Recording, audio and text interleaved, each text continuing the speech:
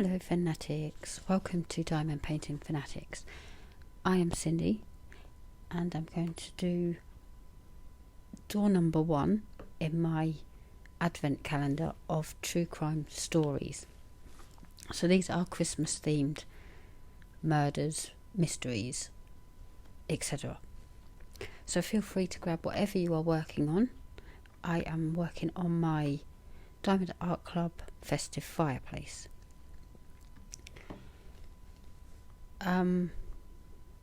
Yeah, I'm just going to dive straight into this article. Trisha McCauley, 46, was driving to a Christmas dinner in Washington, D.C., but she never made it. The next morning, she missed her flight out of Ronald Reagan National Airport to see family on the West Coast. As word spread that Trisha was missing, friends and family got together to search for her. The cameras throughout DC caught a black man driving Trisha's car, and police used the photos to alert the public. A man recognised the man in the photo near DuPont Circle and called the police. Police located Trisha's car in a white, I don't know what make of car that is, and found a man standing next to it. Adrian Dwayne Johnson, 29. He was out front of a CVS near 22nd and M Streets in northwest DC around midnight on Tuesday. When police pulled Johnson in for questioning, he started telling them a truly bizarre story. He said he met her on or about Christmas Day. She offered to give him a ride. Once in the car, she offered to have sex with him. Then she killed herself. She was suicidal and hung herself in the car, Johnson said to police.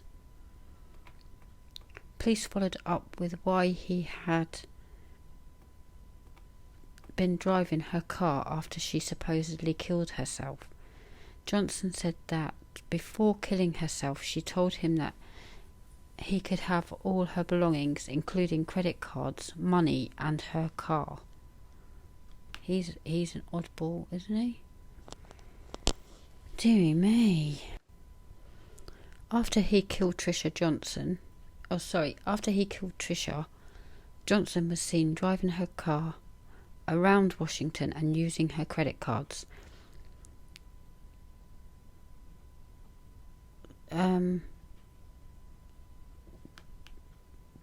What makes this story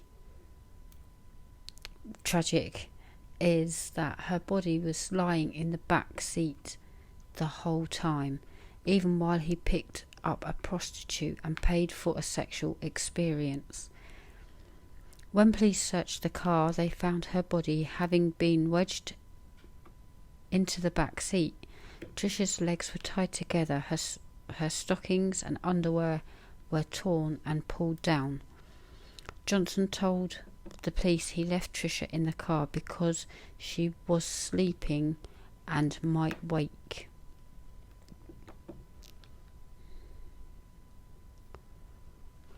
Trisha had died from the combination of ligature strangulation and blunt force trauma. Her body also showed that she had been sexually assaulted. Her body was covered in defense wounds, including bruises and a broken nose. God. In the previous year, before killing Trisha, Johnson had 6 arrests for theft and 1 for assault with intent. In December, he had been ordered to wear a GPS monitor, but had never got one. Oh my God. The day after killing Trisha, while her body was still in the car, Johnson robbed a CVS store. Johnson pleaded guilty and was sentenced to 30 years in prison for sexual assault and murder of Tricia McCauley. In court, Johnson didn't speak or give any reasons for his depravity in killing such a vibrant woman. His defence attorney said that Johnson suffered from a mental illness and had just recently been discharged from a psychiatric institution because he didn't have insurance. Friends took to Facebook, where they created a page, first to look for Tricia, then as a memorial to her. One wrote, "The world is a colder and uglier place now. I wish I could say something to make this better, but I cannot. Love to all of her friends and family." When someone commits a heinous crime like murder, we all realise there is an immediate victim, but the far-reaching spans of the crime go much deeper. It wrecks the lives of everyone that knew the victim.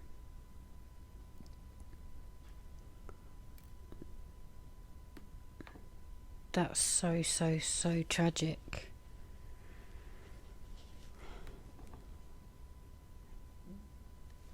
She was born in England and moved to England. Let me just pop her name, because she was an actress as well. So I'm just going to quickly click on the IMDb. She was born in West Suffolk. She was in Step Up in 2006, Never Dream the Beginning in 2012, and The Paper Girl. So sad. So yeah, that is the very tragic story of Tricia McCauley.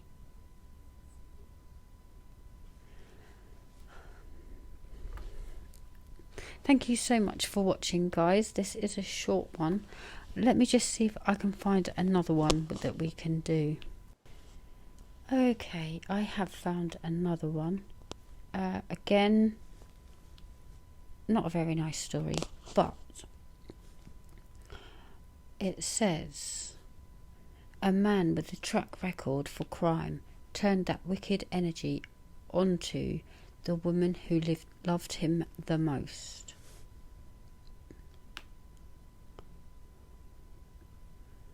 This is in Bradford, in England. James Hutchinson, 43, had only been out of jail for around a month when he started to think that his pregnant girlfriend Nicola Woodman, 39, had been unfaithful to him while he was locked up. On Christmas, he started arguing with her that she had cheated on him. She denied the allegations. At some point during the day, Hutchinson got high on heroin and crack cocaine, then drank a bottle of vodka. What happened next is a frenzied attack that lasted over an hour, where Nicola was awake for all of it. Hutchinson had used 2 different knives and a wooden pickaxe handle to inflict 102 separate injuries on his pregnant girlfriend's body. This murder was deliberate and painfully slow.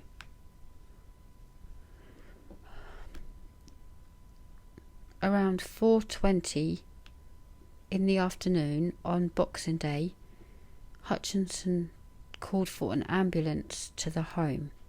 "My partner's been stabbed. She's been there 12 hours. I think she's dead." That's what Hutchinson said to the 999 operator. When medical personnel arrived, they found Nicola dead. A liver temperature was taken, and it showed that she had died over 12 hours before the call was made. What they didn't find was Hutchinson. he had left after making the call. He would be arrested the following day after being found sleeping in Nicola's car. Oh, he looks like a psychopath. Sorry, there's a picture of him. In police custody, Hutchinson laid out what had happened on Christmas Day. He said Nicola and he had visited his relatives who lived nearby. Then they returned to their home. Hutchinson said that he instigated the argument with Nicola over her cheating. Then he overpowered her and tied her hands behind her back with an electrical cord. After she was subdued in the living room, he jabbed at her chest with a knife, then admits to hitting her with a wooden axe shaft repeatedly.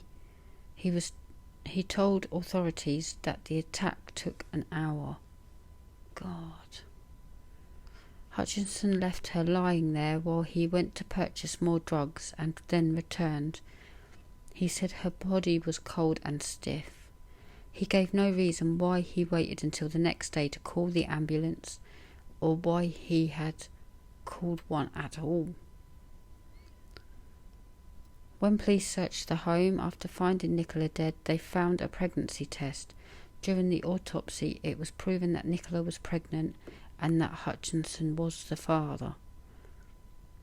During the trial, Judge Jonathan Durham, QC, had this to say to Hutchinson: "You're not ill, you're wicked." Hutchinson was given a life sentence and must serve a minimum of 23 years before he's eligible for parole. That is so sad. Let's see if we can find another one. A father's job is to protect his family, but this father is the one his family needed protection from. Oh dear. In 2002, Ernest Hulaver Jr. was charged with multiple sexual offences against his two daughters, Victoria 20 and Elizabeth 15, from when they were minors. The girl's mother, Jean, received an order of protection from her husband so that he would be removed from the family house. The order also barred him from owning or coming into contact with firearms. Having nowhere else to go, Ernest went back to his parents' home, where his younger brother Scott was also residing. Scott drove his brother Ernest to his family's home so that he was barred from.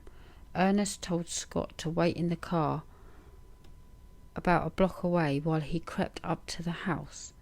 First, Ernest cut the telephone lines and all other wires leading into the home. He then forced his way inside through the garage.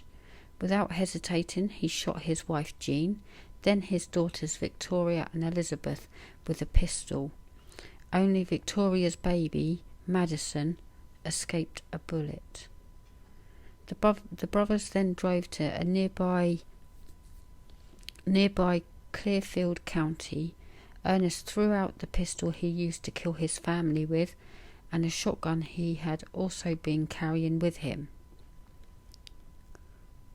The bodies of the slaughtered family is discovered 28 hours after the murders. Luckily, 9-month Madison had survived being alone all that time. It didn't take the police long to start looking for Ernest. They executed a search warrant for his person, his vehicle, and his parents' home where he had been living. Ernest was arrested on 3 counts of first-degree murder and was given notice that the Commonwealth of Pennsylvania planned to pursue the death penalty. The Commonwealth also consolidated the outstanding sexual charges against Ernest in with his murder trial. His brother Scott agreed to plead guilty to third-degree murder and testify against his brother.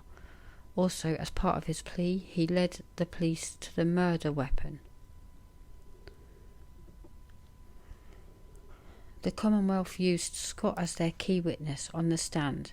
Scott testified that when Jean decided to get a divorce, Ernest had told him that he was going to shoot his wife. Scott told about their late-night drive on Christmas Eve to his brother's old home. Ernest had told his brother that he just wanted to get his dog. Police were able to show the brothers' trip through surveillance cameras they passed along with their gas station stop. When they had gotten close to the house, Ernest told Scott to stop the vehicle. It was then that Ernest got something from the back seat. Ernest then had Scott drive closer but park about a block away from the family home. Scott testified that he waited in the car. He said Ernest returned about 5 to 10 minutes later and seemed shaken. Ernest now wanted Scott to drive to Clearfield County. Once there, Scott saw his brother remove a shotgun from the car and take it into the woods. When he returned to the vehicle, Ernest told Scott to lie about where they had been that night. While in prison awaiting trial, Ernest ran his mouth quite a bit, incriminating himself to numerous prisoners. He also came up with a plan to throw suspicion on someone else. Ernest in prison tried to hire a man to kill the father of Victoria's child, Madison, Francisco Ramos. He believed that this would make the police look into Ramos for being the killer of his family instead of him. The defence would argue this, saying that Ernest believed Ramos was the killer. Ernest believed that Ramos was the killer and only wanted to revenge his family's murder by having their killer murdered. The defence would then change their minds and claim that Ramos wasn't the killer but instead another man who was involved with Victoria. And it was this man who had eventually actually killed the family. What? Is he insane?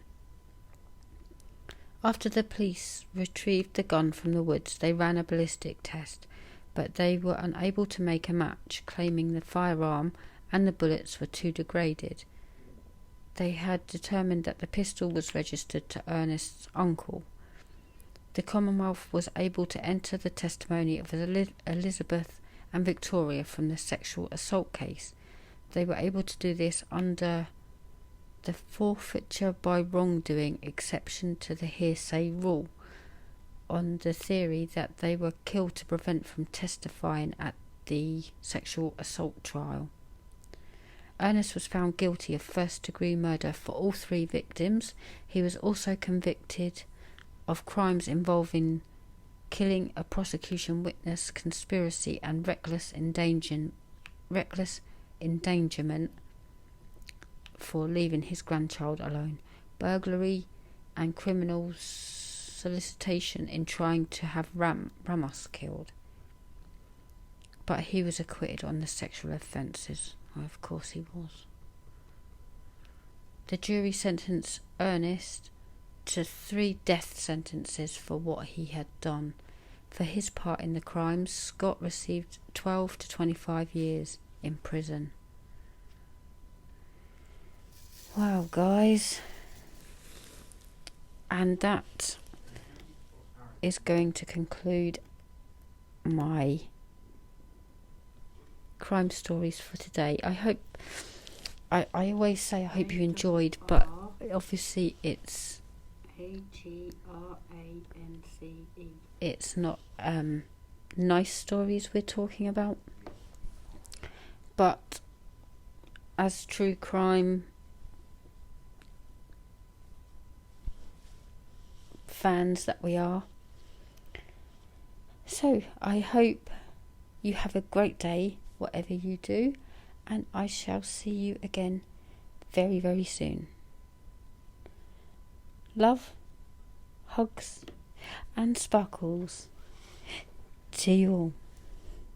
Bye.